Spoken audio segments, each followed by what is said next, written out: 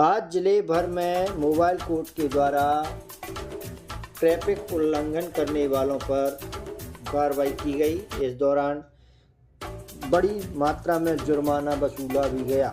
आपको बता दें, मोबाइल कोर्ट लगा करके आज ग्वालियर के परशुराम चौराहे और डबरा के सिविल न्यायालय के बाहर परशुराम चौराहे पर मोबाइल कोर्ट लगा करके कार्रवाई की गई। इस दौरान कई जनप्रतिनिधि एवं कई अधिकारी अपनी गाड़ियों पर अवैध तरीके से बिना अनुमति के हूटर लगाकर गुजर रहे थे, जिन पर जुर्माना वसूला गया और उन पर लगे हूटरों को भी हटवाया गया। वहीं डबरा के कांग्रेस के क्षेत्रीय विधायक सुरेश राजे वहां से गुजरे, जहां उनकी गाड़ी पर हूटर लगा हुआ था, जिसका 10,000 का जुर्माना वसूला और हूटर भी हटवाए गए। वहीं ग्वालियर में भी कई अधिकारी एवं जनप्रतिनिधियों के अवैध हूटरों को हटवाया गया और उनसे जुर्माने की कार्रवाई की गई और उनसे जुर्माना वसूला गया। इस दौरान वाहन चालकों में हड़कंप मचा रहा।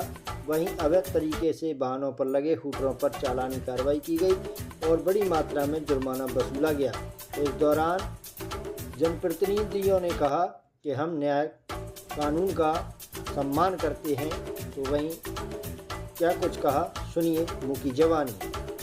देखिए, अगर नियम का पालन नहीं करेंगे निश्चित रूप से, और मैंने कोई नियम तोड़ा नहीं है। मेरे पास मेरी गाड़ी के सारे कागज हैं, कोई मेरी 2-4 साल पुरानी गाड़ी नहीं है। मैंने मजिस्ट्रेट साहिबा को ये सारे कागज मेरे ड्राइवर ने दिखाए, लेकिन उन्होंने कहा कि इस पर हूटर लगे।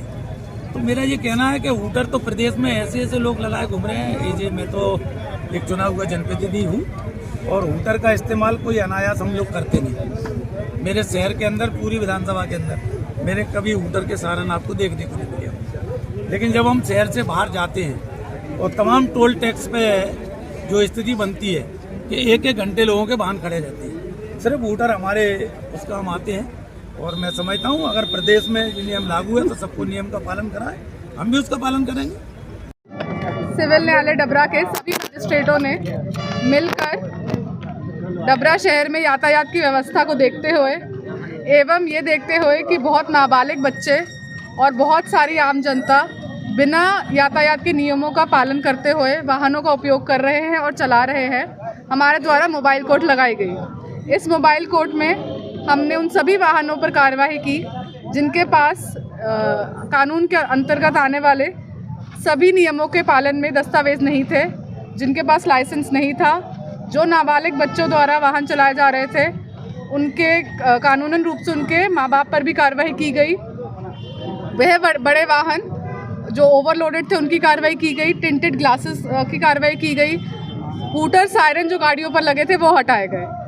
कुल 40 से 50 प्रकरण हमारे द्वारा बनाए गए हैं और इसका उद्देश्य यही था कि सारी जनता को ये ज्ञात हो कि आपको यातायात के नियमों का पालन करना है और उसी अनुसार शहर में चलना है। मैडम, ओवरऑल कितने की चालानी कार्रवाई की गई? लगभग 40 प्रकरण बनाए गए हैं। 60 से 70 हज़ार रुपये की चालानी कार्रवाई की वसूली की गई है। पुलिस प्रशासन कार्रवाई नहीं कर रहा है, ऐसे में आपको निकल के आना पड़ा है। पुलिस विभाग क्या कुछ कार्रवाई नहीं कर पा रहा है? ऐसा नहीं है। ये जो व्यवस्था होती है मोबाइल कोर्ट की, ये न्यायालय और पुलिस विभाग के साथ ही की जाती है।